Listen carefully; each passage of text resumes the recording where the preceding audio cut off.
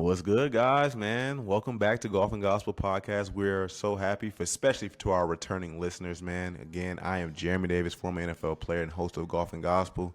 And again, best PT from the top Arizona to the bottom Arizona, college golfer Nate Wong, man. We got some exciting things to talk about. Obviously, the 3M Open. We got Ryder Cup implications that are happening. LPGA major coming up once again. Lottie Woad gets a great win at the Scottish Open, man. She is a dog. And we got some stuff with the LPGA Legends tours as well as the PGA Champions Tour. So we're here to talk all things golf. Even that one league a lot of you guys don't like, we still got to talk about it. It's golf.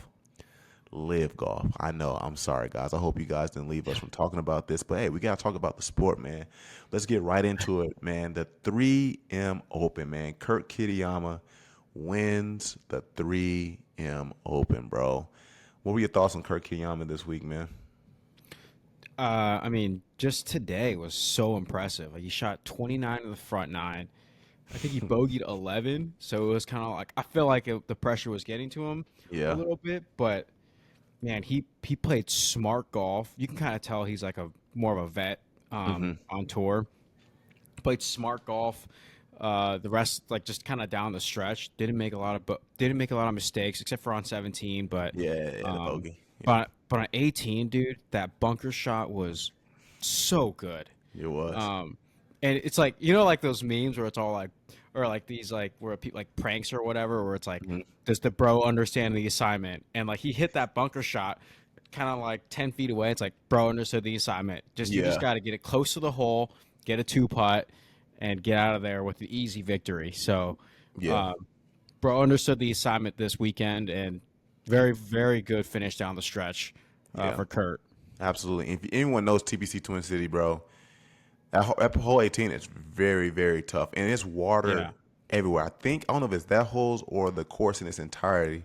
63 balls were in the water this week at the point where I heard it. That's a lot of golf balls. So if anyone's going fishing for golf balls and TPC Twin City, you're about to come up with some product, man. Yeah. The thing that was awesome about Kurt Kitayama, man, first off, 32 birdies in its totality the whole tournament, which is crazy. That's wild. Yeah. Which shows his offset because he was top 10 in bogeys made throughout the tournament.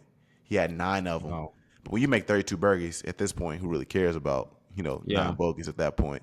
But it was great to see him win, man. What I heard the announcers say too that was super dope is he won the Arnold Palmer back in 2023, and TPC Twin City is an Arnold Palmer design.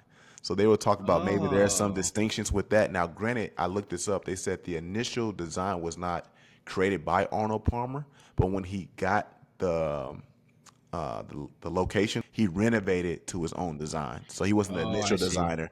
Yeah. But they found the correlation. Like, man, this guy loves Arnold Palmer. He won Arnold Palmer in 2023, and he beat Rory McIlroy in Arnold Palmer in 2023. So that was a really good win. Yeah, absolutely.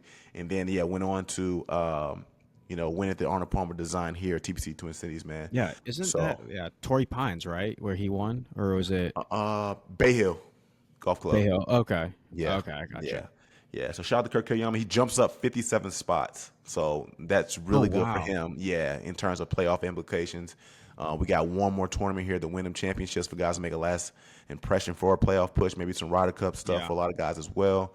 But shout out to Kurt Kitayama. One guy I want to talk about that, again, he plays so good. We just never know what type of player we get. Jake Knapp, who was one of your picks, which I thought was a really good pick, bro. Yeah. I want to hear your thoughts about him. Dude, I have a lot of thoughts on him. Okay. First off, like, dude, he had like a bogey-free round until 18. He was bogey-free for the first 36 holes. Was he really? Yeah. And then today he had like no bogeys until like hole 18. Yes, correct. Yeah. Correct. And then, okay, my thing is, bro, why did he aim so far right on hole 18? Like, on that second shot, he was aiming like over the bunker, and he was trying to hit a draw. But if you watch the, I was like, let me make sure I was correct. If you watch the shot, so he's right-handed and he's aiming way right to play the draw. The flags that like kind of show the wind were pushing it right, and I'm like, don't hit a draw into the wind. So then I was when he set up, I'm like, why is he aiming right? Why is he aiming right? Sure enough, hits it short. I don't know if he had good contact or what, but Yeah. it looked like it was. It would look like the shot shape was about to come out. I was like, well, Hmm. maybe I'm an idiot, you know. It was coming back. Like it started right. It was coming back, and Yeah. I was like, yo, maybe this might turn out good, and I'm an idiot. And sure enough, it goes short. But I don't know why he. I don't know. He should have just let the wind take it. He should have aimed left. But I don't know. Does he normally play a draw? Typically, honestly, I don't even know. I just know my new swing thought is Jake Knapp. You were at my house yesterday, and I kept telling you that. Yeah. But I don't know what his natural shot shape is. I seen him kind. I feel like I kind of Yeah. see him do either one at will. Yeah. But yeah, I can. I don't know what his mindset was on that. Yeah, I don't like because I think he was 215 and I think he hit a 5 iron on Yeah. hole 18 on that second shot, Hmm. and I wonder if he was like 215 isn't enough, so I got to play a draw. Mm. Um, but I don't know, like it's not like that he had a lot of space to land the ball on that green, especially when you go for the pin. Yeah. If you kind of hit it down the left side of the green, there's a lot of space to land it. Yeah. So I'm actually curious what he was thinking, and if someone has better course management skills or strategy than I do, I'd love to hear what they're thinking too. But when he set up, I was like, "What?" As soon as he set up, I'm like, "What is this guy doing?" And Yeah. I don't know, like you could see I mean, he probably didn't feel the wind down there, but like you could see the flags behind the green. It's like blowing, it's like pushing right. I'm like, "What are you doing, bro?" Right. Um, Yeah. but I thought the same thing. yeah. So, dude, just hit a cut. Let the wind help you push the ball closer to the hole. But um, I don't know. It was just a rocky finish, but overall, like very impressive weekend. No Very. bogeys for 36 holes, man. That's 36 wild. holes, which was crazy, bro. And it's funny if you look at his score throughout the 4 days, he shot 68 on day four, but like it got worse. Like he started Yeah. off, I think I can't remember what his day one was, like maybe like a 62, 63 or something like that, and then it just progressively went up, which it wasn't bad golf, but it's Mhm. just like, man, if he could have just stayed a little bit more steady, maybe we're talking different. If he doesn't bogey that hole, he's solo third versus T3, which probably has a Mhm. lot to do, obviously, with money list stuff and FedEx Cup points. But I Yeah. like the way He, Jake Knapp played too, though, man.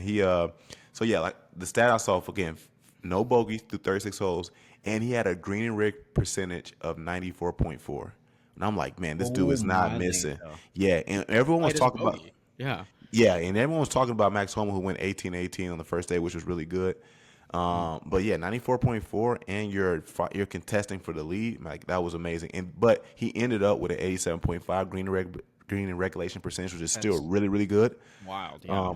Yeah, I think he was either first or second in that though. But that's the thing that really separated for him. I just unfortunately, a couple birdies didn't fall in his way for him, and then that last hole 18 getting that bogey, I know. separated him from again solo third versus T3 versus this on the money list versus this in FedEx Cup points. But Yeah. very very impressive, weekend for Jake Knapp, man. Because Yeah. I think His for putter's working. Yeah. I think. yeah, yes. Finally, because like I said, when we watched, I think the John Deere Classic on day one, he was 143rd in the field putting, and then day two, he was first in the field putting. So Yeah. It was like flipped. Yeah. yeah, big time flip, bro. So at this point, man, I think this is at least as I'm thinking in my head right now, and someone in the comments can definitely tell me otherwise. This is probably the first time we've seen Jake Knapp be consistent all 4 days. Because usually we see like a really bad day and then good, or like Mhm. good day, bad day, good. Like they never string together. Like we talked about the Gentry Scottish Open was playing really good. Then day four when he got like the whole six fell apart and then lost a spot in the Open. We talk about the Cosmic Classic. He was leading. I think he got the whole 11. He got a triple quad and it ended up getting like T7 as opposed to winning that tournament. Yeah. So Yeah. there's always something weird going on with Jake Knapp. That's just like that one day was an outlier day, but it's good to see him have some consistency. Yeah. Like just 4 straight days that were very, very good golf, and like I don't fault him on 18. Like he made a bogey, lost some money, but it's like, Yeah. you got to go for it. You got to go for the Yeah. win, Yeah. especially because I think at the time when he hit the second shot, like he might have not known that Kurt made a bogey on 17, but True. he knew he had some ground to cover. He was down two Um, strokes.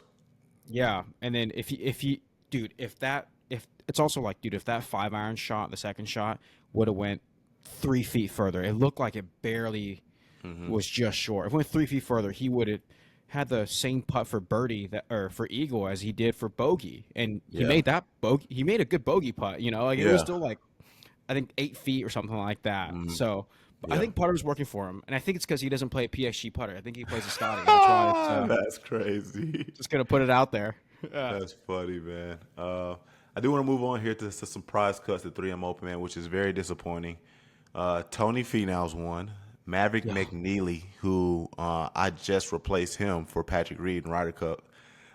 Sung J M, Sahith Theegala, your boy Chan Kim, my boy Andrew Putnam, your dark horse for the week, Bo Hosler, and then Eric Van Ruin. Who was the most surprise cut for you?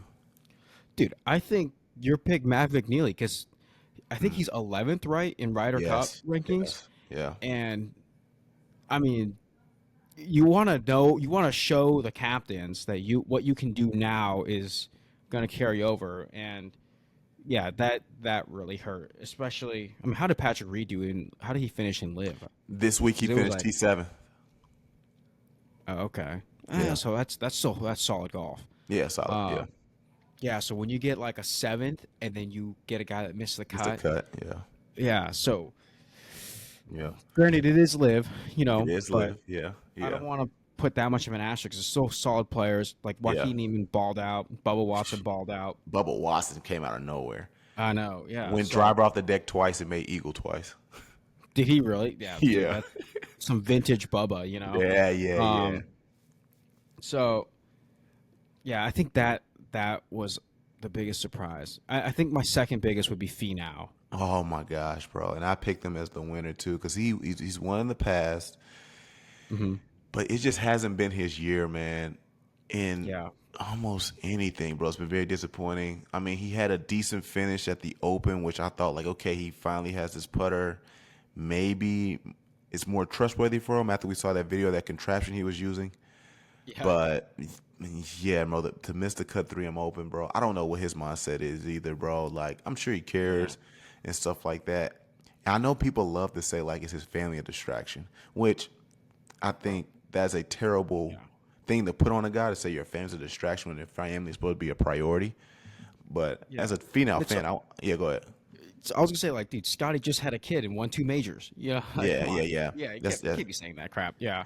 But granted, Finau had 4 or 5 kids, so definitely a different balance in the household.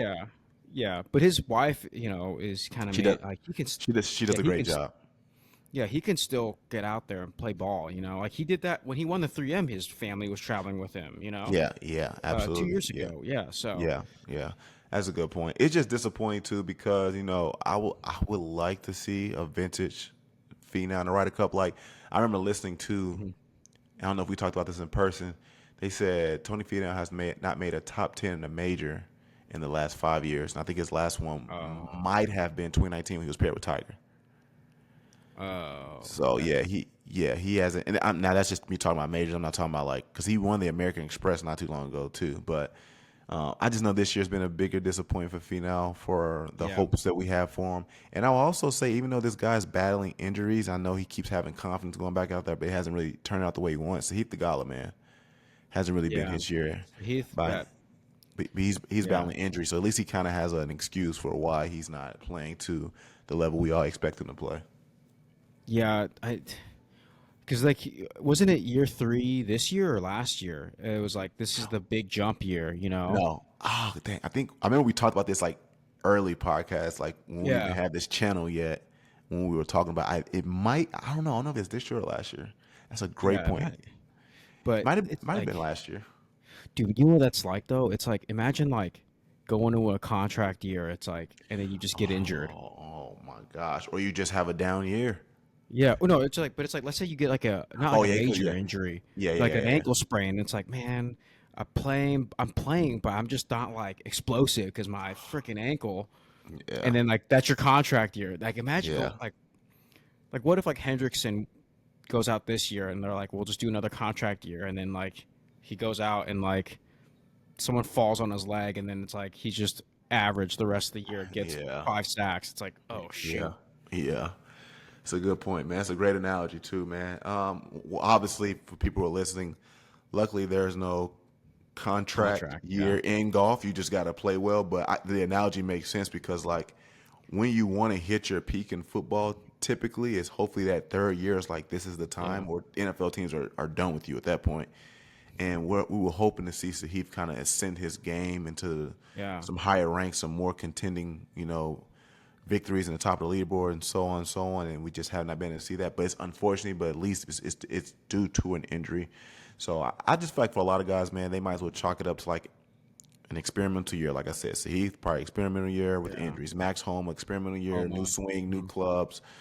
Ricky Fowler. Last year for Victor Hovland, experimental year. But his was unwarranted. He didn't need to change anything. Max Homa had to change something. Yeah, man. So, but in overall, man, shout out to Kurt Kitayama, man, jumping up again, 57 spots, winning the 3M Open, man, which is incredible. 32 birdies is just wild, bro. But dog, let's move on. Unless you have more to say about 3M Open, I don't want to cut you off. I was just saying, I was just thinking, like 32. That's like half the holes. Yes, dog. If you would have birdied 36 holes, that'd be half the holes. Yeah. Yo, and wait, does that count for eagles? Because he had a couple eagles. I think no, it's strictly birdies. It was just 32 birdies. Yeah. Dude, so that means he probably freaking birdied or eagle close to half his holes. Yeah, now that is indeed true. I just know he led in birdies. 'Cause I think the next closest person might have been like 28, 29 birdies. But yeah, he had 32, bro. That's freaking wild. Super crazy, man. But so I want to move on to the Wyndham Championships, man. This is the last tournament of the regular season. So again, guys, a lot of people are hoping to make a push for the playoffs. If you are in the playoffs, you still have a chance to make some Ryder Cup chances and stuff in the actual playoffs. But for people who are trying to get in the playoffs, if you're anywhere from 71 down, they have to play super well at the Wyndham Championships, man. So, Nate, again, let's go with 3 predicting winners. Let's go 1 dark horse and 1 person who's at risk of missing the playoffs. And I don't mind starting off with my first predicting winner, man. I've picked this guy before. He went on a little mini tear for his case and looking good and stuff like that. Give me Kevin Roy. He's currently ranked 76, so he's pretty close to getting inside that playoff. Just 6 spots outside the cut line. He has some momentum going into the 3-week span when he was playing at the RBC Canadian all the way to the John Deere Classic. He's going to really need a solid performance this week to jump them few spots. A cut obviously does not help his case, as everyone knows. That's obviously no secret. But if he can play well, maybe get another solid top 10, maybe we're talking about sneaking in and getting into this FedEx St. Jude. Because he has 3 top 10s this year thus far. So, wow. Yeah. So, getting another one here definitely secures it. Maybe even a top 25 secures him. I mean, he's only 6 spots out, but I'm hoping for Kevin Roy for sure. And with the tour card containing your tour card placing changing for next year, that's even more important that he continues to build into that. Yeah. So I might go 2 picks and then 2 dark horses, just because it's not a very competitive field. It's not, and I feel like it's like I text you. It's like this week is low key Q school for some of these guys. We got some Q school players and we got some exempt players that are playing in this event. So who's in Q school and who's exempt? So I'm gonna go with my exempt people first. Okay. So number 1 that I want, this is more of a fandom pick that I want to see win, is Keegan Bradley. Okay, I had that same pick. Go ahead. It's not because of the FedEx Cup or anything, but it's because of the Ryder Cup. So yes. So different cup. He's 10th right now on Ryder Cup, and if he wins, I think he might bump up to 6. And I just would love to see him be a player's captain. And I guess this is the question I have too. I don't know if you know this answer, or anybody who's watching. Again, like, subscribe, rate us on Spotify. Do those FedEx Cup rankings still count once you get in the playoff, or it's a done deal? Like, can he jump up still while playing? I wouldn't think so, right? The Ryder Cup, or for Ryder Cup ranking. So let's say he wins at St. Jude. Does he still get the jump up spots, or it's secured by then? I would think. I you still get the move. Jump up. Yeah, even in the playoffs. Yeah, I would think so too. That's a great question. I have no idea. Yeah. But anyways, yeah. But figure it out. I would, yeah, someone let us know in the comments or something like that. Yeah. But yeah, dude, I would love to see Keegan Bradley win and just continue to solidify a great year and a great campaign for being a playing captain. So Yeah. And I'm gonna just go ahead and build off you too, man. I had Keegan Bradley as well because you kind of want to see him win and get into the top 6. I think picking yourself is a bit weird. I think we gave him a bit of a pass after the Travers. Like, man, if he wants to pick himself, we're totally fine with that. But then the next 2 tournaments weren't terrible by any means. He got a T41 at the John Deere and then a T30 at the Open, which was still good. But now we got to that space. Like, is it weird if he picks himself? Like, maybe not. But like, if he can get a win and get into that top 6, and I don't think Harris English is playing this week, so maybe bump Harris English down to 7. yeah, Colin Morikawa's not playing this week, and he's not even playing good at all. yeah, I don't think he's a pick. Yeah, Yeah, and then I want to hear people's thought on that. Colin Morikawa is not a pick for the Ryder Cup. Don't. Yeah, but yeah, I had Keegan Brown. I think Keegan Brown was a good pick, man. And if he does win, he does make a good case for maybe if he even gets to 7 picking himself, or if he gets in 6, you automatically get to play, and that will be the first playing captain since again Arnold Palmer. Yeah, so. But that's like a fandom pick. Like I no really good reason. I didn't really look at his stats or anything like that. But my other pick is going to be Thomas Dietrich. Dog, we must be thinking alike. We were thinking alike. I got really? Yeah. So it's mainly because he's 34 on FedEx Cup. And, dude, I'll do all these picks based off their FedEx Cup and Ryder Cup standings. Exactly. Because these guys want those bad. They want it bad because it's like a ton more money. They want to keep playing more golf, and like these competitors want to win. So and they want to be like it solidifies their legacy too. It's like, I played in a few Ryder Cup events. I played in a few tour championships. I got deep in the postseason. Yeah, for sure. So Thomas Dietrich, he won earlier this year, so he has the capability of winning. Phoenix Open. Yep, he won the Phoenix Open. And he's 34th in FedEx Cup. And I feel like to go, like Kevin Roy's 76, to go from 76 to 70 is a lot easier. Like you could finish like 20th and potentially crack the top 70. Yeah. But to go from 34 to 30, you got to freaking win. Yeah. So but I think if he wins, he solidifies himself for at least Ryder Cup. For sure. Right now he's currently ranked at 11th for a Ryder Cup, man. So I think if he wins this week, he definitely secures a spot, even if he only moves up to 9 or I don't know 7. I think you're kind of like, well, DeChambeau's still in the top 6? Well, DeChambeau is U.S. Dietrich. Yeah. Because I'm trying to see, because they said like, DeChambeau already. Oh, that's right. Yeah. But I guess he's gonna play. Yeah, I guess it's saying regardless, if you do fall out of top 6, you're playing regardless.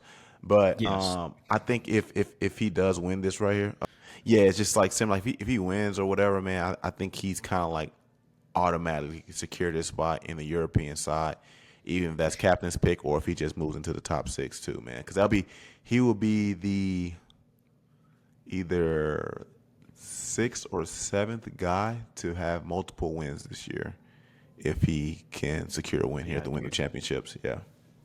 That's so crazy. He might be the 6th or 7th guy. Like LPGA, no repeat. No repeats, none. That's crazy. So who's your third pick? I kind of said all mine. So I went Kevin Roy, Dietrich, and then we both had Dietrich and Keegan Bradley. So at this point, we can move on to our dark horse and who's at risk of missing the playoffs. Yeah. So I got a few dark horses. That's fine. But I feel like Joel Dahmen is a dark horse pick. Wow, he cannot putt worth the crap this weekend, but they say his irons are on point. But dude, so Joel Dahmen, this is crazy, dude. He's not automatically exempt for his tour card next year. Yeah, and he's in only 100 top FedEx Cup points get exempt. Yeah, he's ranked 101.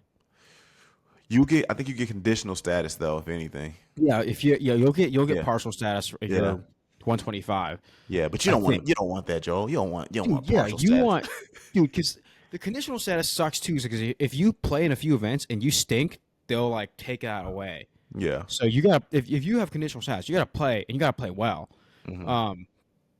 So I think Joel, he's gonna try to make a push this weekend, but He has to. He has to.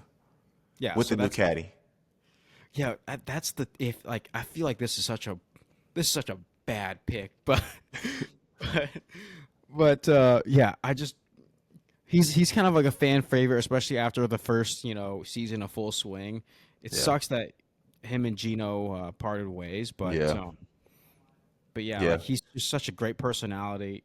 Like dudes love him on tour, Mhm. So um, let's keep his car. Let's keep him in the league. Let's keep his card.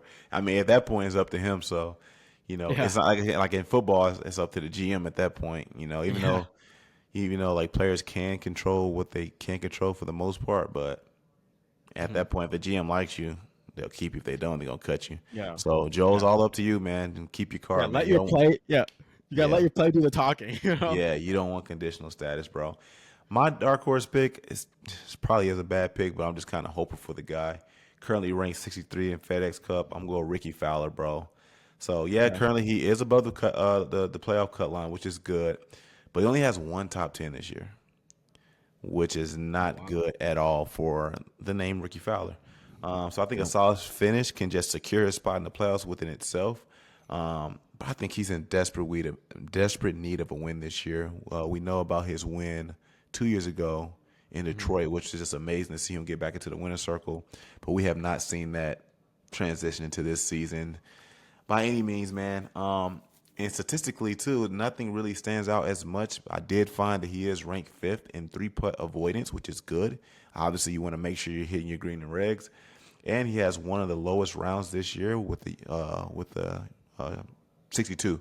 So Yeah. if he could just kind of build off how he's been playing as of late and stuff too, a win would be amazing. But again, I think top 15 finish, you can't push it because again, you're at 62. But I mean, not 60, you're at 63. But a top 10 finish probably just gives them shot the playoffs, and then you just fight for your life once you get into the FedEx St. Jude. Hope you can get to the BMW after that. hmm Yeah. It'd be cool to see Ricky do well. I mean, he's just always an iconic guy, Yeah, and he was hilarious in Happy Gilmore too. I don't want to say hilarious. He was funny. yeah. I need to Um, watch it, bro. I still haven't seen it yet.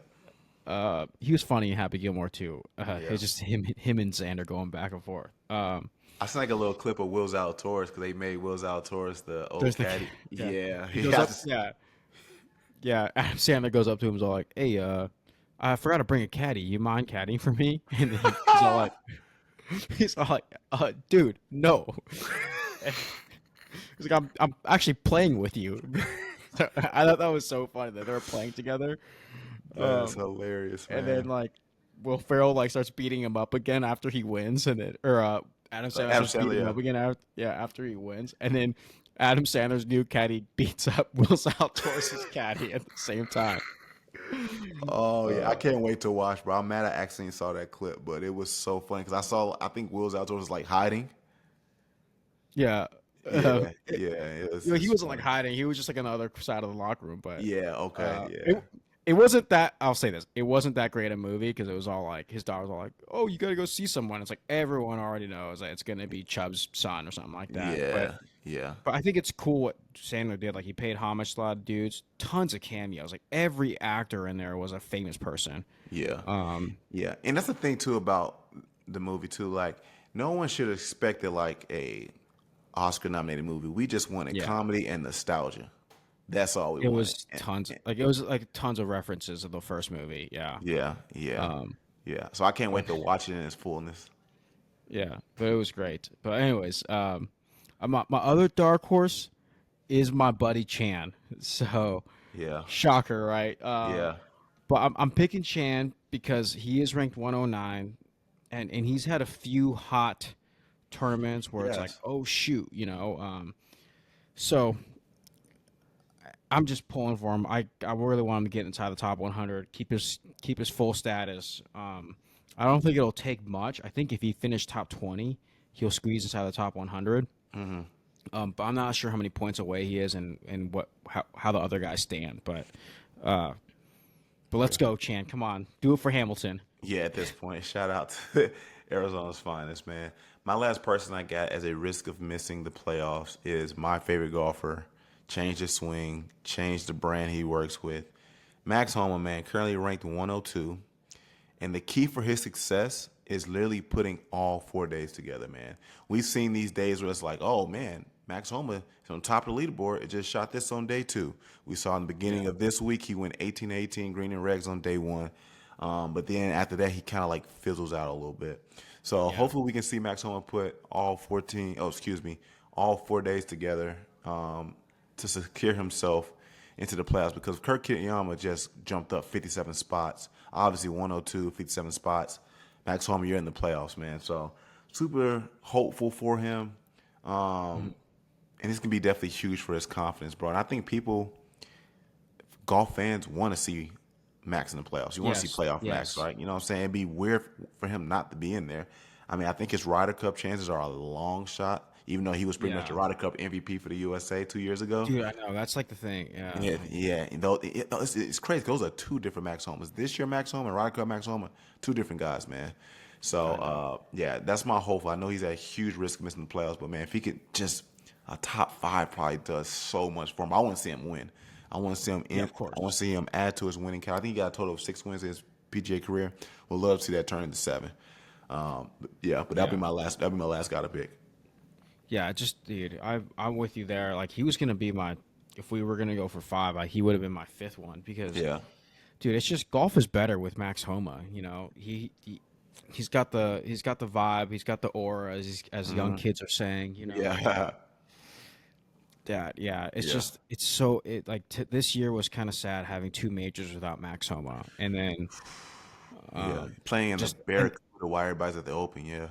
I know. And then, dude, think about dude, it's just crazy. Like, we're gonna have 2 majors without Max Homa, and we're gonna have a Ryder Cup without Max Homa. Very likely. You know, I just don't think he's gonna get picked, and he can't. That's low key kind of depressing. It's like having playoff football without Tom Brady. You know, it's like, should we even tune in? Or nowadays, without Patrick Mahomes or Lamar Jackson, it's like, should we even tune in? So I ask you this question: are you calling Max Homa the Tom Brady of golf? Oh, no. I wouldn't say that, but but I get what you're saying, though. I just wanted to mess with he was a guy, dude. He was a guy. Yeah. There's no question. I would have put him.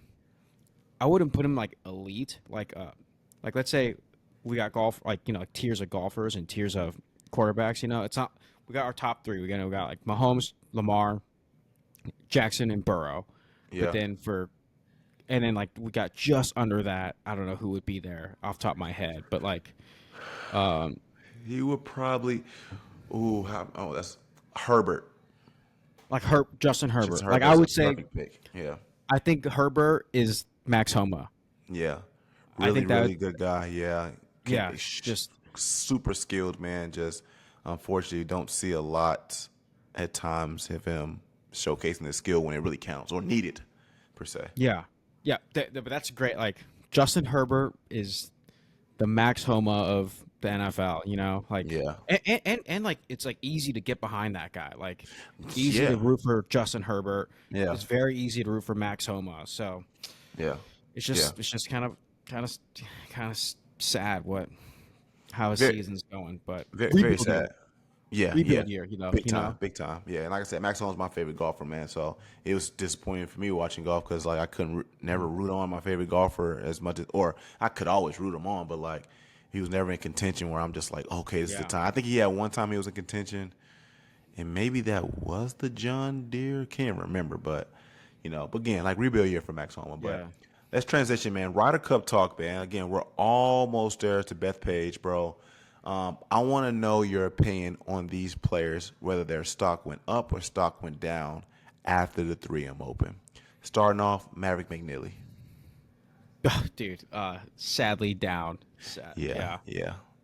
I agree. I agree. Yeah, if he would have just simply made the cut, maybe there would have been like stagnant, like no difference. But missing the cut, bro, and I'm sure the odds before 3M Open, he was probably up there to win it, was just not good for him by any means. Next person I have for you, Nate, Sam Burns. Where did he finish? Like 20 something I think he finished 38th. Let me or make sure. 30th? Dude, Let me make sure I ain't I lying to want you. to say his stock would go up, but I feel like that's not here. I lied. He finished 61st. I want to say his stock would go up. Oh dang, he finished 61. Yeah. I would say we might need to start selling our positions. Um, Dang it. And it sucks because he's I think he's only like 21st in FedEx. So it's not like you're a 10, 11, 12, 13th guy. So I think I say this lightly. I think Oh, Sam hang on. Burns. I say this lightly. His stock has went down because I only say that because I think he's only like 21st in FedEx Cup points. If he was like 13th, 12th, like he's always been in the conversation for a captain's pick, but like you got to start climbing at some point. And he had a little Yeah. stretch where he was really relevant, RBC in the U.S. Open. U.S. Open. I think it was sometime before that too. He got kind of hot because that's when like his putter was on fire, and it was the week when Sky was like, if I could trade anything with Sam The Burns, PGA Championship. yes, give me It his was that putter. week. Yeah. Yeah, but I think just getting like these 61s, these 35s doesn't really help your case for Ryder Cup pick. So I say it lightly. I think Sam Burns' stock is down after But the 3M Open. he does have experience. So Does have would you experience for take sure. that? Yeah. You put that in consideration for sure. I'm just Yeah. going by what I'm just going based off what I've seen What's this weekend? recent Yeah. 3M Open. Yeah, that's all. Yeah, that's Yeah. all. Next person I got for you, man, Chris Goddard up. Chris got her up, dude. I was gonna say something about him because he had a good finish. I think he was like 7th or 9th. Yeah, Um, uh, Dude, what has been going on with that kid? no clue. His last 3 weeks have been Dude, incredible. it's just yes, exactly. He definitely makes a case to be on the Yeah, Ryder Cup his team. stock's up. His stock's up, man. Yes, very high. He It's is good probably for like a inflated right now. Yeah. super. Yeah, nah, he's definitely like that spot 11 and 12 right now. He's just a hot hand. Like I forgot who I compared this to last time. Maybe it was Chris Goddard, but like he's like Jimmy Butler in the playoffs. It's like you pick this guy right now.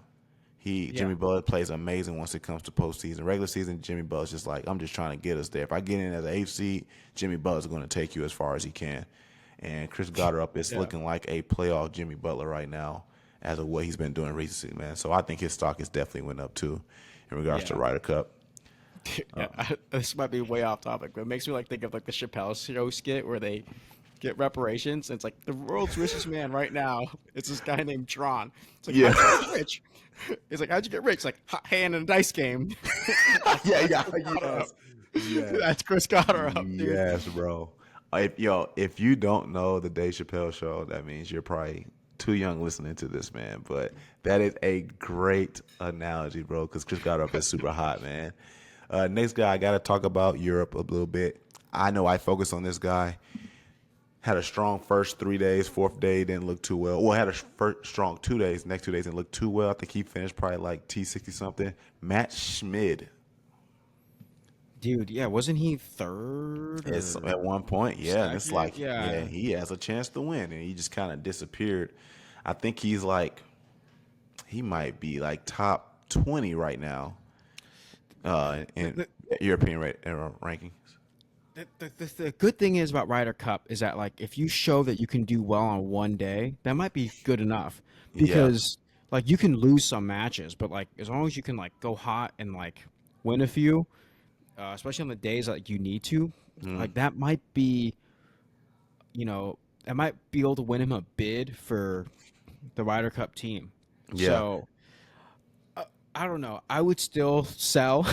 Yeah. But the fact that he went really low, the first 2 days, Yeah. I think bodes well. Especially this other thing too with Ryder Cup or like team events is that like there's no lead. Like it doesn't get to your head as much.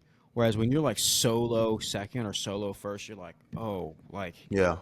it kind of gets to you more than if it was like, all right, our team is up a lot. Let's Yeah. let's keep it up. It's a little bit different. So Yeah. Yeah. I still think his stock went down, but I can see it going both ways depending on the captain or AKA the investor. We're going to talk about Yeah, stocks yeah, yeah. for the stock analogy. Great point, man. Next person I have for us, Wyndham Clark. Oh, dude, he did really well, didn't He he? did, he did, he did, he did do really well. I Um, think he finished T7th. I think his last few weeks have been really good. his last few weeks I feel like have been really good too. Man, I think his stock. I think he's making a push. He's making a Um, push. That's a good way to put it. yes, I Yeah. think his There's stock is tons of definitely people. climbing. There's tons of people you pick over him right now, but I would say yes, it's definitely up. Doesn't like as we saying, this guy's not saying like this guy should get picked, but I think his stock has definitely went up after 3M Open. His stock is definitely climbing. And dude, is he gonna play in the playoffs now? Or I think is he's he I think he's fine. He's not he didn't drop like Max Home. He might be like dirty? official world golf ranks. He might be like 27 or something. He played in all four majors, but that's because he won the U.S. Open Yeah, 2 years yeah, ago. yeah. Um, Yeah, I think he's fine. Let me check. I keep turning my Wi-Fi off my iPad because I don't know if that's contributing to the what's the name, but dude, so Wyndham Clark is 16th right now, and in Sam FedEx. Burns is 15th. No, in Ryder Cup, not FedEx. In Ryder Cup for Interesting. the U.S. Wyndham So, Clark finished T12 this week. so do you think he's gonna jump Sam Burns? Yes, He might jump Sam Burns and Patrick Cantley. Cantley's been terrible. Yeah, I know, and I think, dude, Brian Harmon's 12, so I think Maverick McNeely is gonna drop out. yeah. But This is the thing. Yeah, so he going all the way back to RBC Canadian. So Wyndham Clark finished with a T59th, missed the U.S. Open. Travelers came back with a strong T17th for a signature event. Then the Rocket Classic, he thought US hoped he's going to build off of that, got cut. But then Gents' Scottish Open, really solid T11th. The Open finished T4th, and then this week T12th. So dude, fourth, yeah, man, that's it's a I'll say a long shot, but his stock has increased the last 3 weeks if he's dude, I trying to don't make a think push. I hate to push back, but I think it might not be a long shot. I think it's like a very Legit. realistic, like Yeah. it's like, dude, should we consider this player? Like, should we Yeah. offer this guy that kind of Yeah. stuff? Like, Yeah. Especially um, if Sam Burns just if he jumps Sam Burns and jumps Cantlay. But Cantlay is different in the Ryder Cup. He, man, he was lethal. mhm. And I wonder if Keegan kind of goes like experience with that, kind of like what Zach Johnson kind of did with Justin Thomas. Like, I'm gonna go with experience, even though you're not having the greatest of years. I'm gonna pick JT regardless because he has experience on the Ryder Cup team. I didn't agree with that at the time, but I just feel like that's kind of what they went with: locker room presence and experience. Maybe Yeah, you go the same thing with Patrick Cantlay because Patrick Cantlay was a guy though. He wasn't just like I was on the team and we won. Like even though they didn't do good, he was a guy. Like they would call him yeah, Patty Ice at one point and stuff like that. Like he yeah, was that's right. cold blooded, bro. Yeah, that's right. Yeah, but I yeah, I mean, think you got to make but Sam Burns has experience, you know. So like, But he was never like cold blooded though. that's Like when true. you Yeah, think he Ryder never Cup, like won. yeah, you think Patrick Cantlay, you think But like, yo, I don't but want to part go of it, against Patrick Cantlay. yeah, but part of it is like, what if Sam Burns like flips the switch this time around? You know, like if he just like Yeah. all of a sudden like, all right, this tournament, this episode, I'm gonna go crazy Hmm. and flips the switch because that wasn't Patrick Cantley's first Ryder Cup. You know what I'm saying? Like the first Ryder Cup, get the jitters out, and Yeah. then the second Ryder Cup, it's like, all right, dude, I didn't just make the team, I'm about to make the team better. You know, Oh and yeah, yeah, yeah, yeah, yeah. so man, I hope it's Sam Burns. Like if I could just Oh, call Captain Keegan and be like, yo, pick my guy Sam Burns. over Cantlay? Yes, bro. I mean, yeah, based off how they're playing this year, yeah, it makes sense. But if I Yes, said bro. again, if it was two people exciting to watch from the USA 2 years ago, it was Max Homa and Patrick Cantlay. Yeah, well, and I would just say, like, it's just because I'm a fan of Sam Burns after what happened in the U.S. Open too. Uh huh. So I want nothing but success for this kid. So that's Yeah, why I'm like, just same. I do too. just I do pick too. pick this guy. Pick the brother in Christ. Yeah. I do too. I do too. Next person I have for us, man. He finished, I think, T5 this week. And it's probably an easy answer, but he has no victories this year. John Rahm. Oh, um, dude, that I think I don't know. It's hard to say with Liv because it's like, who did he beat? But he did beat another Ryder Cup pick, Bryson DeChambeau. Right. Um, I would say his stock has been high though. Yeah. So that's why it's like you just hold your positions. I think John Rahm is going to make the Ryder Cup. I think he's a solidified pick for who's the captain? Justin Rose. No. It's Justin. Just no, is it Justin not Leonard? No, that's the no. West. We talked about it because we talked about how Keegan Bradley beat the Oh, that's right. The other captain. European. Why am I blanking, bro? Football has killed me. Here, let's see. Luke Donald. Luke Donald, man, what the heck? Yeah. Yeah, Okay. Yeah. we're talking about how he beat him. Keegan Bradley had beat Luke Donald, and it was like, oh, USA captain. Yeah. So Luke Donald, man, but I think John Rahm's stock is like, yeah, it was already high. It's Yeah. John It's Rahm. hard. Yeah. He plays well. He's done pretty solid in the majors. His worst finish was probably this major, which isn't like it wasn't like terrible, but he's been super consistent all year. But random, he's not even the best live golfer on the European team. It's really Tyrell Hatton. And again, and I'm just saying, Tyrell Hatton's been a That's dog true. this year, man. He's a solid pick. Like Yeah. he's gonna be in. Well, Tyrell Hatton's not a pick. He is already in the top six. Oh, that's right. That's right. That's Yeah, right. yeah. Tyrell Hatton. He's like, man, I can take this week off. I'm good. Last person, which is probably the obvious, but people keep trying to murmur his name. Brooks Koepka. How did he finish at Live?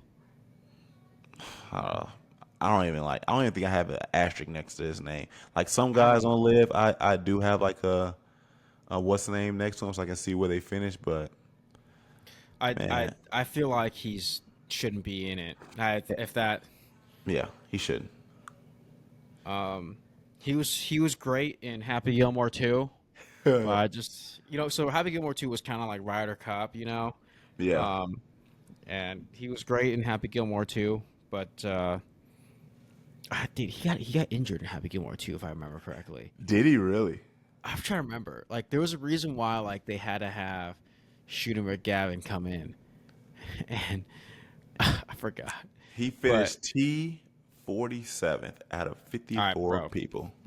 bro, sell your Yeah, Brooks pull Koepka out. shares. Yes. Yeah. What's even more disappointing, Dustin Johnson got last. Oh, dude, that's Yeah. like I don't know. It's like now like when I hear stuff like that, like Brooks got 47th and DJ got last. It's like 54th. Yeah. and it's like yeah. Now I can see the argument of people saying that Live makes you worse at golf. Yeah. When I hear stuff like that, it's like that's so sad because like the fall, dude, DJ, and he Yeah. did well at the Open. Man, Prime DJ was He something else did. though. He was a different animal. He was. And He Prime was. Brooks was something else, dude. Prime Cam Smith was something else. It's And crazy it's that like, every time they talk about like total majors and I look at the names, I'm like, Bruce Koepka's really up there with 5. It's just really, crazy. dude. Yes, Dude, 5. It's just crazy. like Prime, all those guys was something else, and Prime Yeah. Bryson was something. I mean, Bryson's still in his prime. I think Bryce still, yeah, he's still in there. Yeah. Yeah, Yeah. but it's like, dude, those guys in their primes before they went to Live so that's why I get it. Like I get the argument, but it's. I mean, I don't think Live makes you worse, but Yeah. I when definitely you don't. see stuff like that, It kind of fuels the fire for people that say that. for sure, for sure. Yeah. But now let's move on real quick. We don't have to sit on this topic long. But Live Golf, Joaquin Niemann with his 5th Live win this year, which isn't totally impressive because golf is hard regardless of what people want to say about Live. Making his total 7 in his career in terms of Live. But our homie Chris Elliott, who was at the house yesterday too, had a question that he raised. Is Joaquin Niemann overrated? Dude, He's so good at golf. I don't want to say that he is, but Yeah, it's just, dude, primetime games, he doesn't do well. he You doesn't. know, He does not. he's a great Sunday morning, Sunday afternoon quarterback. Yeah, But you put him on Sunday night, or Monday night, or Thursday night. yeah. You know what happens? Like what? He missed the cut at the Open, right? He missed the cut at the U.S. He missed the Open. last two cuts in majors. Yeah, His best major finish was the PGA championships with a T8. that's not bad. All right, That's not let's bad go, for sure. Joaquin. Yeah, But top 10. Yeah, yeah. dude, I don't know. I I don't want to just feel say he's like overrated, I but just feel like it's what he's doing at Live is not equivalent to what he does in the majors. Unfortunately, now granted, he's yes. won on the PGA Tour before. He has 2 wins on the PGA Tour, so it's not like he only has one on Live. He's won on the PGA before, for people, so don't get that twisted. But as dominant as he's been, because he's truly the number one golfer on Live, I know people want to say Bryson because of what Bryson does in terms Yeah, of and raising the sport and what he does, like from social media standpoint, winning the but he's U.S. good in the Open, majors too. and Yeah, he's good in the yeah. majors too. But when we just look at Live in its own league, Joaquin Niemann is the number one golfer on Live, I but it know, isn't translating, bro. And it sucks 'cause I like Joaquin, but Chris said that I was just like, you make a good point, dog. dude. But You like, make a dude, good point. on paper, Joaquin Niemann is better than Bryson.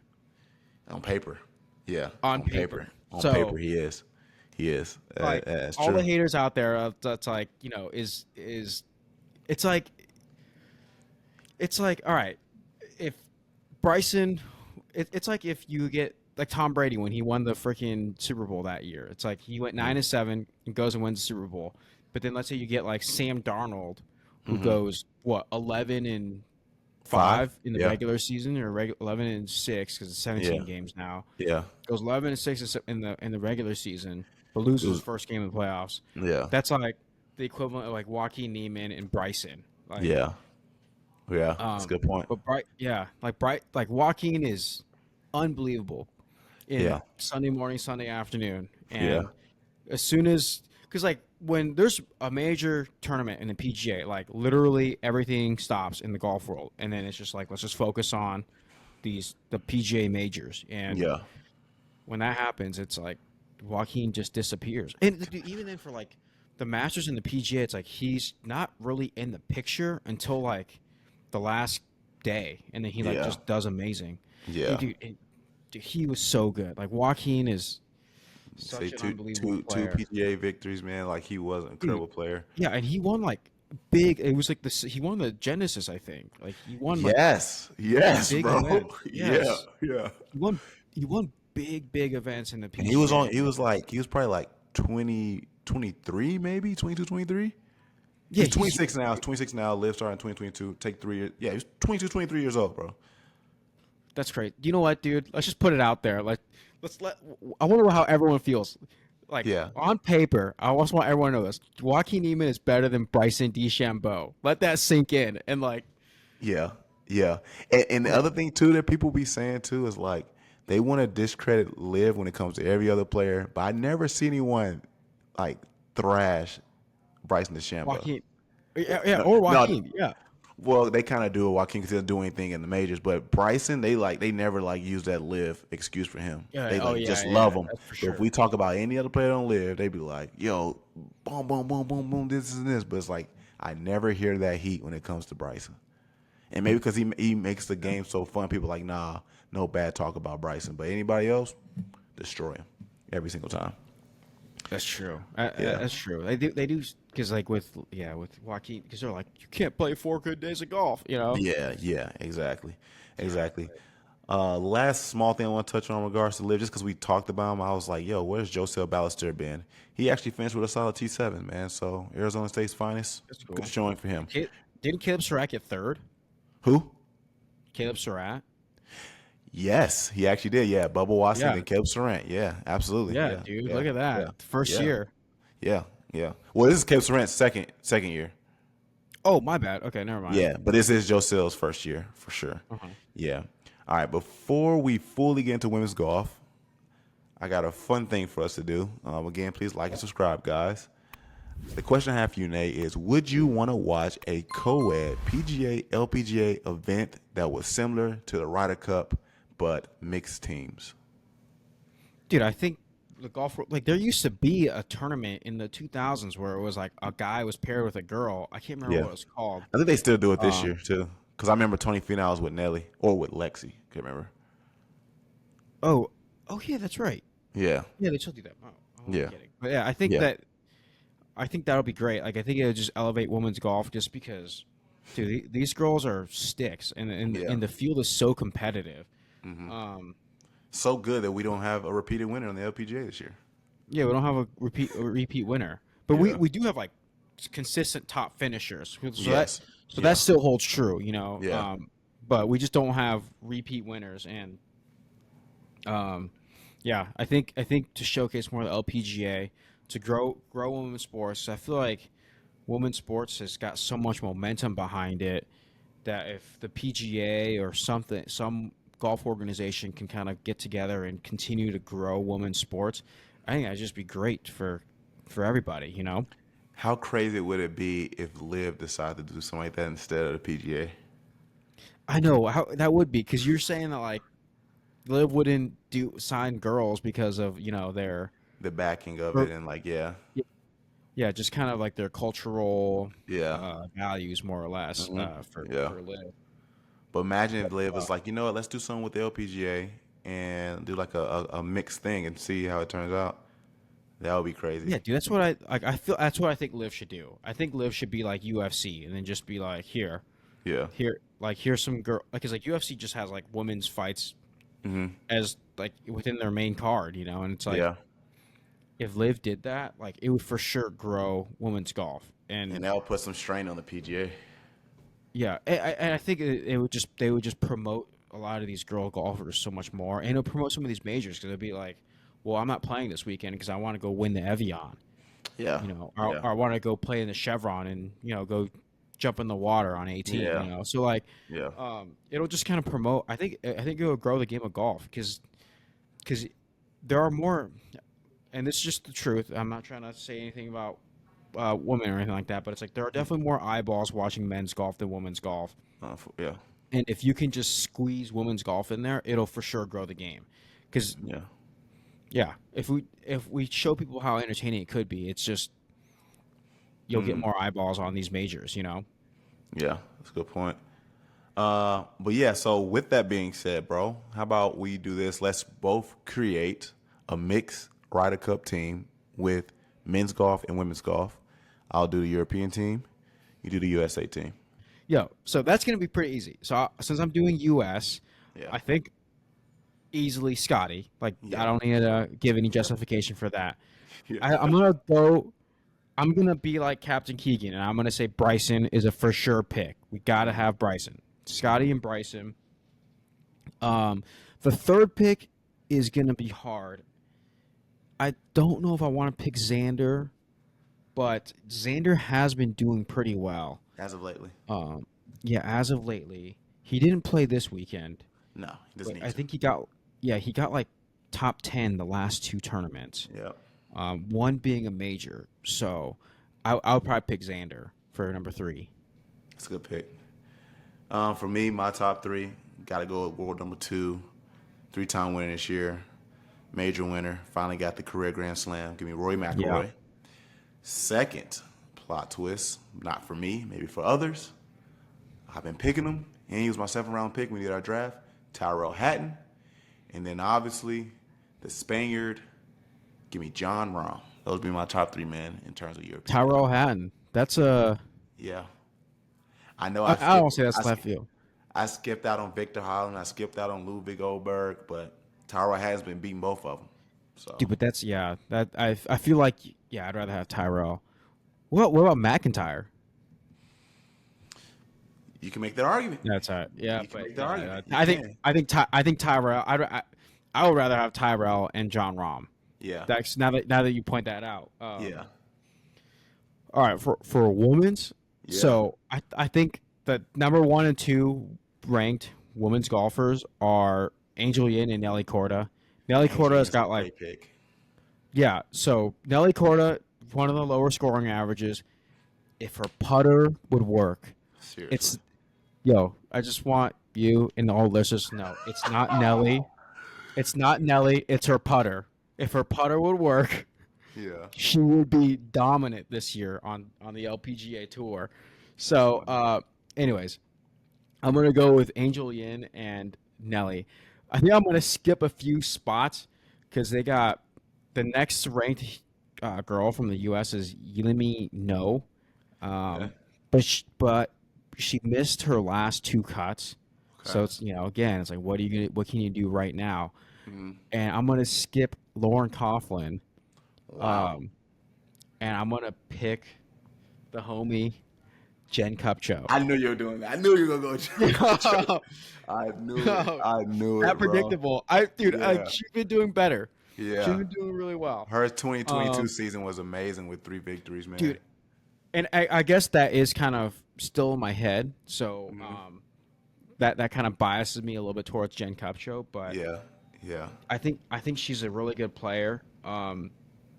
And she had two pretty solid finishes in the last two majors. So Yeah. Yeah. Yeah. She's starting to heat back up a little bit. Yeah.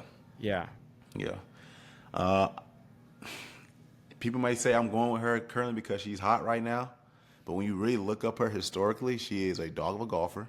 She just got her first win on the LPGA today, as this recording. Give me Lottie Woad. Lottie Woad for sure, and she's number one, I think, in Lady European Tour points as well. Second, dang, dude. second, I'm going with Celine Botti, uh, the French woman, not the Frenchman, the French woman. She's really good. And then your homie that won earlier, a major, give me Maya Starks, the Sweden man. So guys, we'll love to hear your thoughts in the comments, man. Which mixed Ryder Cup team do you see winning? Mine or Nate? I'm sure a lot of you guys were going to go with Nate simply because they have world number one Scotty Scheffler. In both, yeah, Yeah, and yeah, yeah. Well, woman's number Nelly's one. is she or is it Gino? Is it still Nelly? I think it's still Nelly, bro. Okay. Well, I think yeah. Okay. Yeah. I'll be at probably 'Cause- official world whatever Yeah, their rankings is. It's probably still Nelly, but in terms of CME points, not Nelly. it's Gino. Yeah, Yeah. Nelly's like Yeah. sixth, but Yeah. Yeah. she's Hands still down. playing well enough to not lose number one. Yeah. Oh yeah, for sure. I think she finished top 5 Yeah. this week. Yeah. So she's been fine. Um. The only thing here, so all right, so guys, we're gonna transition to women's golf again. Golf and Gospel podcast. We support women's golf. Had plenty of women golfers on Golf and Gospel YouTube page. Go check that out as well. But real quick, Epson Tour is kind of on a hold right now. I think by the time we're done, they're probably finished. They had some weather delays in Toledo Classic, so not sure who the winner will be yet. But we look at the LPGA Legends Tour. LPGA Legends, guys, is like the PGA Champions Tour for men. Speaking of PGA Champions Tour as well, Patrick Harrington wins again.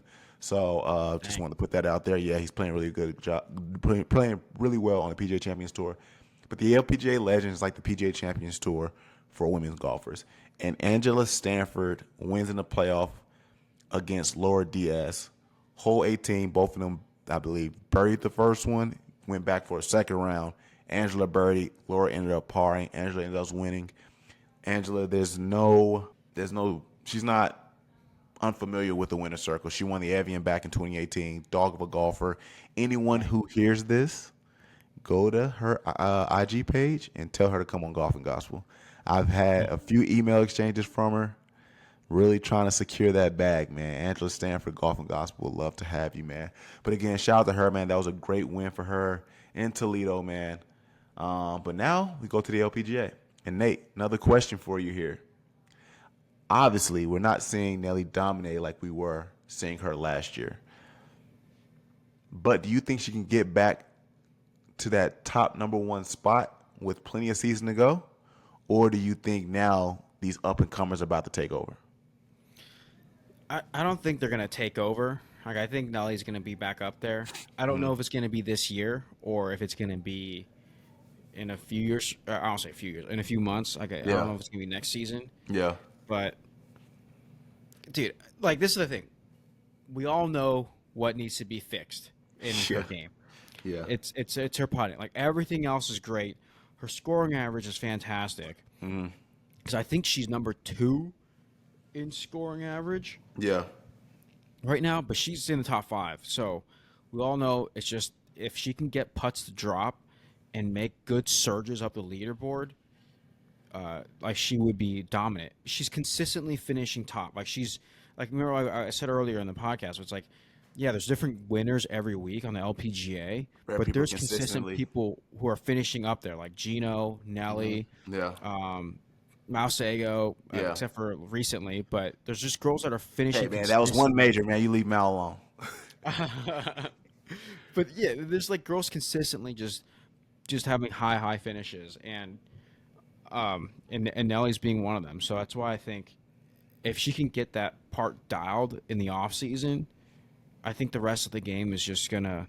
I think she's gonna be right back up there as like, hey, we got another Tiger Woods or Scotty Scheffler or Annika, Yeah. um, in the golf world. I'm gonna go with the hot What do you take. think? I'm gonna go with the hot take and say it's not over for her, but I think it's about to be Gino's season, bro. Gino's just too good, bro. Only thing that separates Gino from Nelly is we gotta see Gino win a major. I But thought you were gonna say it's gonna be Lottie season. now I don't want to go off of one finish because that's an aggressive statement. But Gino has been consistent the whole time. But I would say this: that it wasn't just because like she got third at the Third Evian. at the Evian, yeah. Third, I mean, yeah. She shows glimpses on like making a case, but you want to see like I won't say years of consistency, but like I want her to get a full Yeah, season and see how she does with a full season. You know, I don't yeah, want to for just be like, several events. Yeah, yeah, I don't want to be gung ho on like, oh, this one right here, you know, and stuff like that. But I yeah. think it's gonna be Gino's league from here on out, bro. And if Nelly hears Wow, this, I hope she proves me wow. wrong. I hope she proves me wrong. I want Taylor Made to prove me wrong. I'm okay with that. However, I think this is Gino's league, bro. Gino's Dude, going to watch take over, and she's going to be the face. watch Nelly come back with like a broomstick lab putter, Yeah, the and just making next everything. year. It Yeah, just starts dropping everything like Minji Lee does, and then yeah. just go on a tear. Like no one ever wins again in the LPGA. That would be crazy. But again, there's still plenty of season to go. Like I think the LPGA doesn't finish till like November. Like the CME championship is Yeah. not till November, so they got plenty of season. Like Nelly can figure out something. In reality, this is like half their season. It just won't be any more majors. So she got plenty of time to like get back to that. But I think it's Gino, bro. I really do. But yeah, I want to in quick go to the Irish Open, man. Lottie Wood's first debut, first start in LPGA, her debut, man, win. She is the first winner to win her debut since 2023, which you mentioned this person, since Roseanne did it. And this is an incredible showing, man. She won by 2 strokes. She was paired with Nelly and Charlie on day one, so you know there was the fans were definitely following that Yeah, group. that's So true. there was another added element to like what she has to overcome to show that she can play. And True. I don't want to say she did it with ease, but like she conquered that test big time. So again, shout out to Lottie Woad, man, getting a victory. Got a solid T3 the week before. Did really good at the Evian. Like, well, I guess that was the week before, excuse me, but like Yeah. she's just playing incredible golf here. So this now transitions us to the AIG Women's Open at the Royal Porthcawl, which has not hosted a major actually yet. The venues Oh, they traditionally have is the Royal Birkdale, Warburn, and St. Andrews, and Royal Lintham. But 2025 is also this course's debut for a major.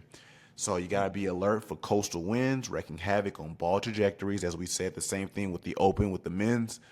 Firm fairways, deep roughs, and strategically placed bunkers demanding pinpoint accuracy at this course. Fast fescue greens with several breaks will test putting skills and a player's mental resilience. So, again, Nate, 3 LPGA players you think can win this last and final major of the LPGA season, and give me one dark horse. okay. So my first pick is gonna be Minji Lee, and so I didn't go crazy with sand saves this tournament as Yeah. a stat You made because it. That was a great point you made the last one. Yes, and it Yeah. kind of paid off a little It bit. did. It did. It did. But link style bunkers are a little bit different than, or Yeah. like, I guess I don't say link style bunkers. The bunkers, uh, is it in Ireland, Northern Yeah. Ireland? Yeah. Oh, Yeah. it's in It Wales. is. It's in Wales. It's in Wales. Oh yeah. But Yeah. the, Yeah. but the, but the bunkers over there, in that region of the UK or of Europe, they're just different than bunkers in the US. So For like sure. that, I feel like the sand safe stat doesn't really help. I'm picking Minjee Lee because of how she played in the win at the KPMG. So I think with the winds being as crazy as they are in Wales Yeah. or just Yeah. on on the coast, I think with Minjee Lee at the KPMG had a bogey-free Saturday in Yeah. that Yeah. in like it was like 30 miles an hour wind. Um, I think that bodes well for her, and I Yeah. think that's a good pick. I think. I think it's a great pick. I think it's a great pick. So my first pick, again, as I already emphasized, players with prior link experience or have familiar with Royal Port Call or similar to it have a great chance and have a great edge on possibly winning this tournament. And people from England play a lot of links courses. And the woman who just got her card 2 weeks ago, as I just mentioned, the Florida State alumni, right here. We got the tomahawk going, man. I'm going with Lottie Woad, bro. Went on to finish T23 in her major debut of the Chevron Championships last year. #1 amateur at the KPG Irish Open. Finished T3. Won the Augusta at the Natural Women's Amateur as well. And she's just showing these moments aren't too big for her at all. Oh yeah. And you will see as I go on throughout my list this week, we talked about this maybe 3 weeks ago. I don't think an American is going to win a major this year. So I'm not picking an American regardless throughout this whole thing. But my first pick will be Lottie Woad. Again, familiar with Link Styles golf. Showed up great in the last 2 tournaments, which is Link Style. Mm-hmm. And hot take here as well, she will be the first 2-time winner on the LPGA this year. Oh wow, that's a good point. Yeah, like so. That was honestly one of the reasons why I was hesitant to pick her. Is that I just don't think she's gonna. Yeah. Granted, Back to back too, which is crazy. yeah, If she does. like, because I don't know why I was just kind of going off the men's because it was like the Scottish Open. They were all like saying like how whoever does well in the Scottish Open usually does well in the Open. Scotty's an outlier though, but yeah. Yeah, Scotty's an outlier because he was just missing putts left and right, and then freaking Open was making putts left and right. I think he got down to I think now he's ranked 21st in putting now. Oh wow. Yeah. Yo, what if that happens to Nelly, dude? That would be crazy. Because she was missing putts. She finished T5 here, so it's close. Dude, it's close. But how many putts were burning edges for her? You know, this last week. Yeah. Yo, and it was the same thing with Scotty. Yes. And they both played TaylorMade. They both. I think she had a spider this week, right? No, I think I said she should switch to a spider. Oh yeah, no, that's right. She didn't have a spider. Yeah. But yo, dude, I might have just talked myself into picking Nelly. That's a terrible pick. Just because that's what happened in the men's tour. Yeah. And that's Nelly's first win on that. You know what? I'm gonna stick with my picks. Okay. All right. My next pick was just gonna be Gino, because she needs one. She needs a major.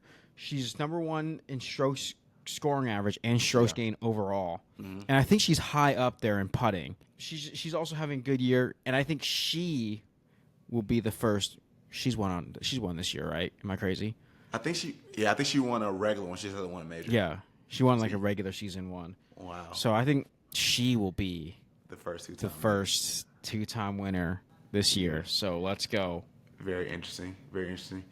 Hey, I'm going someone that I picked a while ago, and I think she's ready to win a major this year. She won the AIG Open in 2016. It wasn't at this venue because, again, this venue is his debut. This past weekend, she finished pretty solid. I believe she had like a T7. The Evian, she finished T7. Not a strong finish at the KPMG. I think she finished like 52, but did make the cut.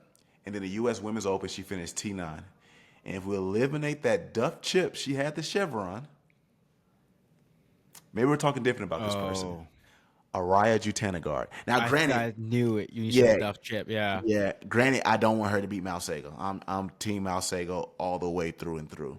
But I The think campaign for Araya, Malsego. Yeah. yeah, I think Araya Jutanagard. She registered 14 top 10 and finishes in majors since 2016, and the last which she finished sixth place was in the 2024 AIG Women's Open at St. Andrews, man. So she plays really good link style. She's been dominant for the majority of all majors, which again, 5 majors on the LPGA as opposed to 4 like the men. I think Araya has a really, really good shot of winning. And again, she's a past winner of this. But again, I would love to see how this works in terms of the debut course, man. But Araya Jutanagard is definitely probably someone I might believe a little bit more than Lottie Woad, but I'm going Araya. Yeah. That'd be interesting to see, like, if people who've played like a course near Royal Porthcawl, Yep. if that like translates over to playing Royal Porthcawl, you know? Yeah. Yeah. So yeah, who knows? I actually think that's a solid pick. I didn't pick her, and now that Yeah. you say that, you know, I think I have a little bit of regret now. But my last pick is Hyojo Kim because she's number 3 in putts per round. Sheesh. And watching her play a little bit this weekend, like she has a great swing. Yeah. Oh yeah, we were talking about that. Yeah. Yeah. The homie Marlon was talking about how like he's like, Yeah, that yeah. girl's swing is real good. So Yeah.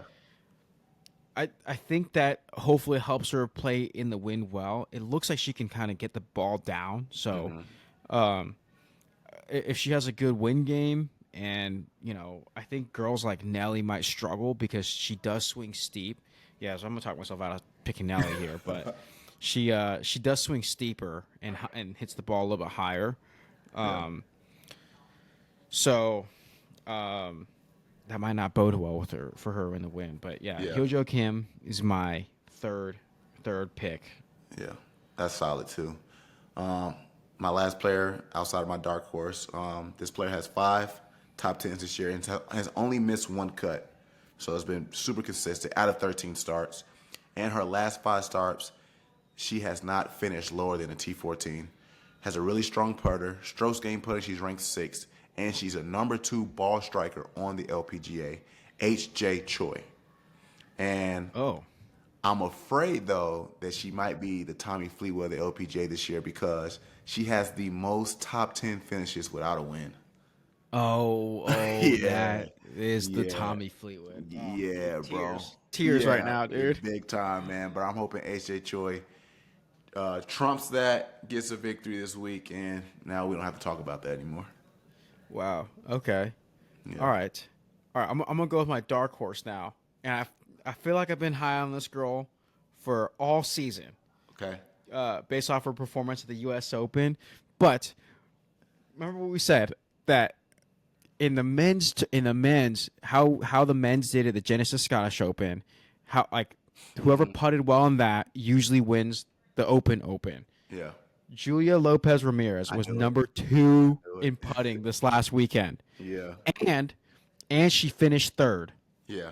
It's a good finish. So she played well in like those style of courses and in that region of the world, and putted well there. Yeah. Good We point. all already know she hits the ball very far, She does. and usually majors like that. The only like drawback I have with that is that like if you hit it high and far, you know the wind can play with it a little bit, or the wind can neutralize your course management. So you're like, I'm not going to hit a driver off the tee, or I'm going to play a little bit different off the tee, so then I can control my ball flight a little bit better. Yeah. So that could neutralize her distance as an advantage, but anyways, I've been impressed with her since the U.S. Open, and also have a little sympathy because what happened on her 72nd hole. Yeah. So, That's true. anyways, And- and I'll say, and for her too, man, with trying to get Rookie of the Year points too, because I think Rio Takeda's first. You know, that'll definitely help her case too. Just maybe kind of winning that award too, or another accolade for her. Oh yeah, that's right. Yeah, she can make a climb for that. Yeah. But yeah, dude, she just had such a solid weekend, so it could be a little recency bias too. Yeah, yeah. But um, but yeah, I'm optimistic. There we go. My last dark horse, my only dark horse, my last pick, man. You think I was getting out of this without mentioning this girl's name? You're kidding yourself. Mal Sago, bro. Without question, my favorite golfer this year, has been super consistent in every major but one. Unfortunately, in her first AIG, she got T36 in 2023, and she's making a push for more CME points. I think she dropped down to like sixth as of lately. And for Player of the Year and Rolex Player of the Year, she is now fourth. She's still at 88. Oh. So now she wants to make a climb for that because I've been saying all year she is the LPGA Golfer of the Year. And for the majority of the year, she was making a case for that. So I would love for her to win this to get back in those top ranks. And also, if she wins this major, she'll have two, and she'll be the Rolex Annika Major Award winner as well. So I want everything to happen in favor of Mal Sago, man. Like I said, a little nervous picking her because these conditions really don't favor her game, and she doesn't really lead anything statistically. She just knows how to finish well and either win, get a top 5 or top 10. So I'm hoping for my dog Mal Sago. Again, Mal Sago, my favorite golfer on the LPGA Tour this year, and that will be my dark horse, dog. So we'll see. Yeah, I think it's gonna be an exciting event, especially with the win, just to see how because like with women's like, and it's like dry, like they don't have a great landing angle into these greens, and it's gonna be even worse when they have to play in this wind. So it's gonna be really interesting to see how they manage that. It'll probably be a lot like Erin Hills, like the U.S. Open. So, and that was my fear because I think that's the cut that Mal Sago missed. So I'm like, that's my fear, picking her. Yeah, that was the only major she missed. I think this is currently finished just because I want to respect the Epson Tour. Amateur actually won. oh wow, Mia Hammond wins the Toledo Classic with 12 under, just beating out Doherty. I don't know how to say her last name, as well as Yu Rin as well. So, shout out to Mia Hammond, an amateur, for winning. I was really hoping Haley Cooper would have won, man. Haley Cooper is who's like a really dominant player. Here it is. I think Haley Cooper is Joe Burrow. really? Like, Of plays the Epson? Yes, bro. She'll go play in the U.S. Open, finish T8. Wow, that's incredible. But then, can't capture, a win, but gets, T6, T5, T4. And it's like, how are these not translating, man? And Haley is super good. And again, guys, if you want to see Haley play, go on Golf and Gospel. Watch me do a Breaking 30 series with her. She's incredible, man. She finished with T6 this week. But, again, don't want to take away from the amateur Mia Hammond who won, man. Shout out to her winning 12 on the Toledo Classic, even with crazy inclement weathers. Great win for them, guys. But again, I appreciate you guys watching this episode of Golf and Gospel Podcast. Man, help us climb the ranks, man. We're better than Golf Channel. We're better than Golf Digest. We're better than Foreplay Pod. You see our stuff. We're better than Foreplay Pod, and we're better than No Laying Up. Come support the kids here, man. So again, I'm Geremy Davis, host and former NFL player, and this is the homie Nate Wong, best PT and former D1 golfer at Nebraska. And we'll see you next week as we get ready to talk about some playoff golf in the PGA. So, peace.